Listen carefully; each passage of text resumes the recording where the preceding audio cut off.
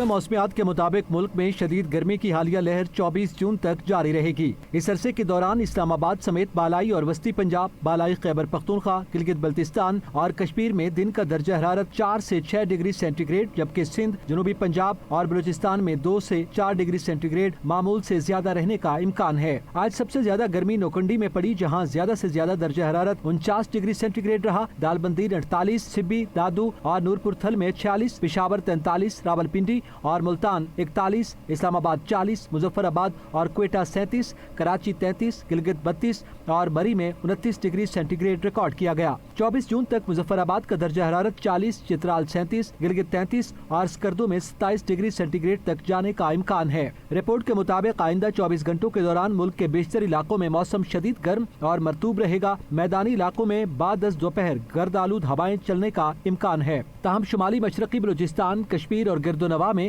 گرج چمک کے ساتھ بارش ہو سکتی ہے۔ محکمہ موسمیات کا کہنا ہے کہ درجہ حرارت میں اضافے کی وجہ سے گلیشیئر پگھلنے سے بعض علاقوں میں فلیش فلڈ کا بھی خدشہ ہے۔ بجلی اور پانی کی طلب میں اضافہ ہوگا۔ عوام گرمی سے بچاؤ کے لیے احتیاطی تدابیر اختیار کریں۔